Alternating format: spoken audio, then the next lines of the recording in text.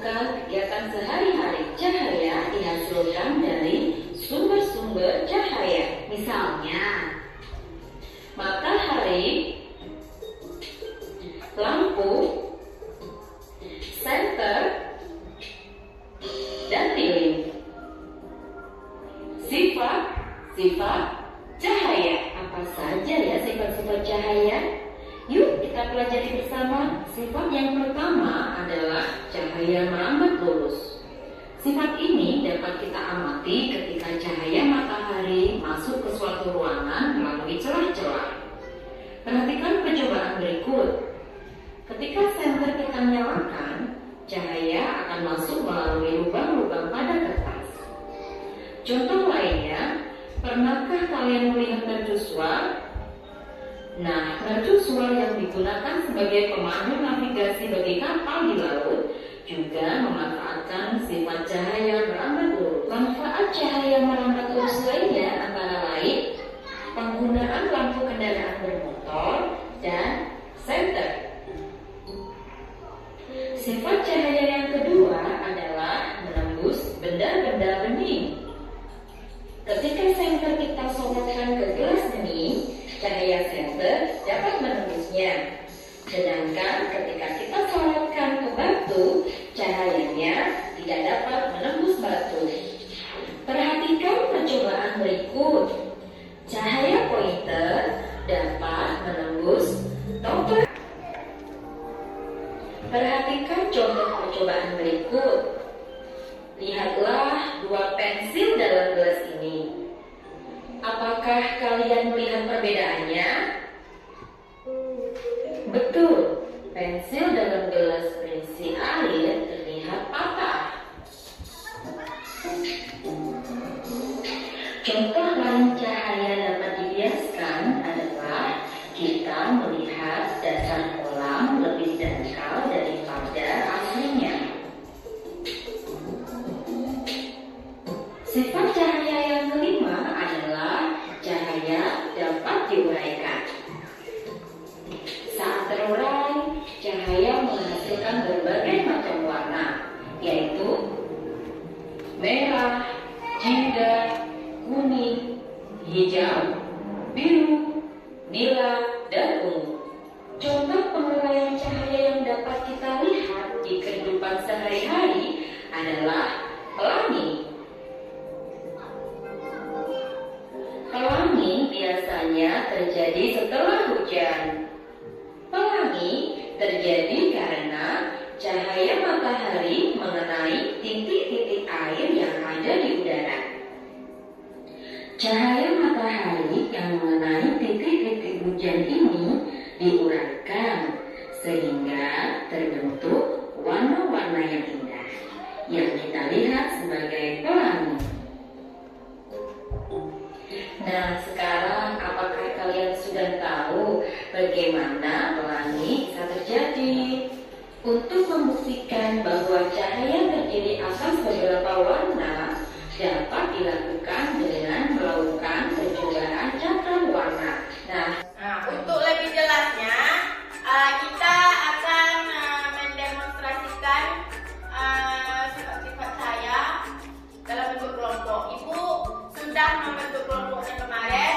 Sekarang silakan duduk ke kelompok yang sudah ibu susun kemarin. Tugas-tugas untuk anak-anak ibu, yang pertama itu membuktikan apakah benar cahaya itu bisa merambat lurus, apakah benar cahaya itu bisa menembus benda bening, apakah cahaya bisa dibiaskan, dapat dipantulkan, dan apakah cahaya itu bisa diuraikan.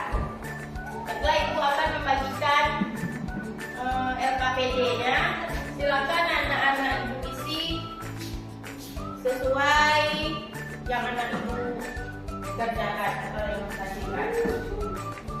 Silakan keluarkan alat dan bahannya.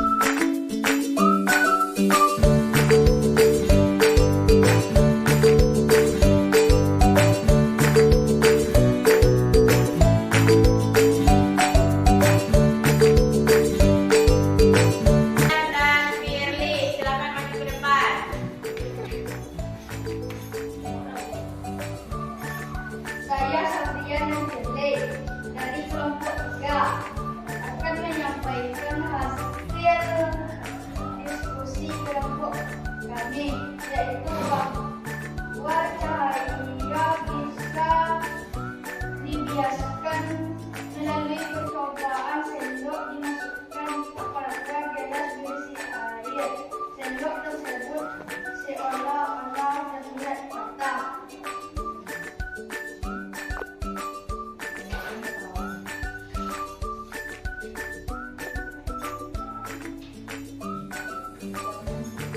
Oke, perbedaannya jika gelas yang tidak diisi air kita masukkan sendok, sendoknya terlihat biasa saja atau sesuai dengan bentuknya. Sendok kita masukkan ke gelas yang tidak diisi air, yang dihasilkan biasa saja. Kalau sendok kita masukkan ke dalam gelas yang berisi air, seolah-olah sendok itu patah. Terlihat? Berbeda dengan sendok yang dimasukkan ke gelas yang tidak diisi air. Oke, tepuk tangan untuk kelompok 3. Selanjutnya kelompok 4, silakan maju ke depan. Percobaan cahaya yang dapat menunjukkan namanya. Tepuk tangan untuk kelompok 4. Dari hasil pekerjaan kelompok kita tadi, apa yang dapat disimpulkan dari pembelajaran kita pada hari ini? Siapa yang bisa menyimpulkan? Apa kesimpulannya? Saya dapat berangkat terus.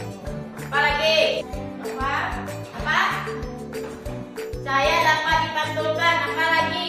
Saya dapat berangkat. Oh, cahaya dapat diuraikan. Apa lagi? Saya dapat Apa ini?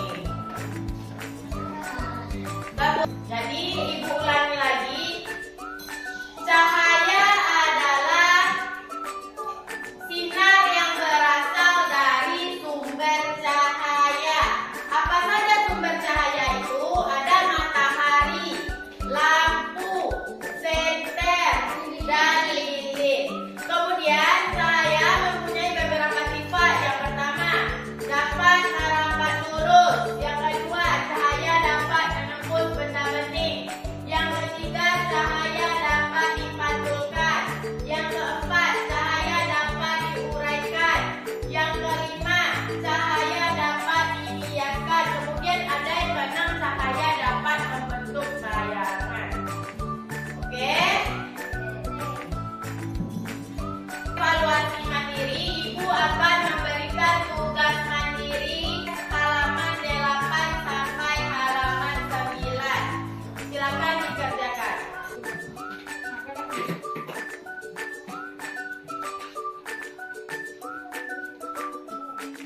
Setelah untuk mengakhiri pembelajaran kita pada hari ini, ibu akan memberikan lembar refleksi yang akan anak ibu isi.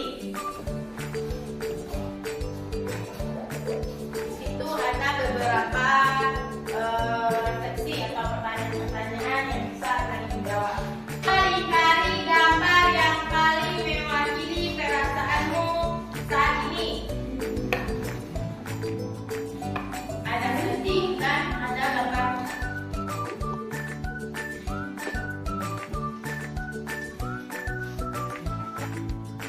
Kita kumpulkan hasil refleksinya. Kumpulkan. Sekian dari ibu. Assalamualaikum warahmatullahi wabarakatuh. Waalaikumsalam warahmatullahi wabarakatuh. Warahmatullahi wabarakatuh. Berjumpa kembali pada akan pasca advokasi bersama saya Raymond Saputra, saya Ibu Saudara Angkatan 10 dari UPTD SD 05 Balai, Kecamatan 49 Kabupaten Kota.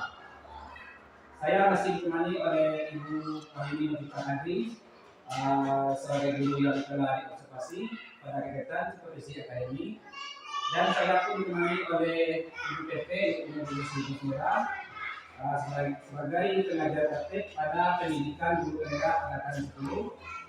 Assalamualaikum Ibu Desi dan Ibu Titi.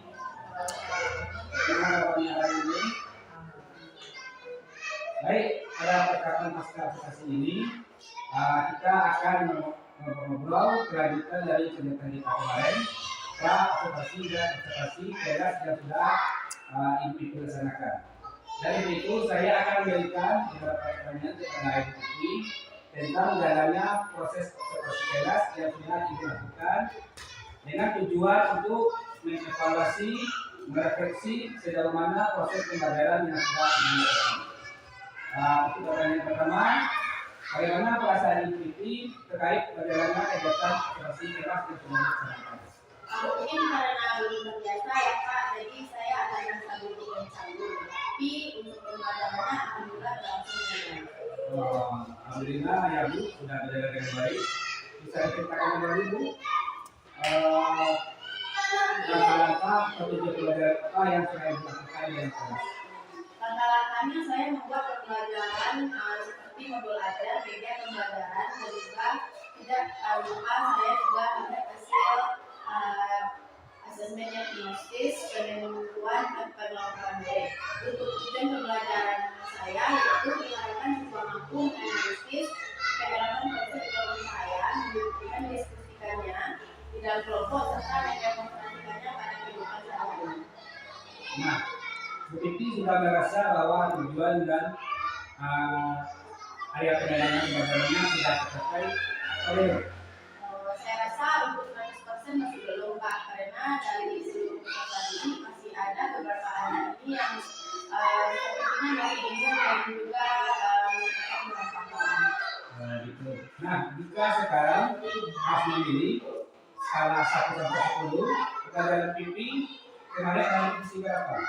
Saya rasa dari 1 sampai 10 saya masih di angka 7 Pak. Angka 7.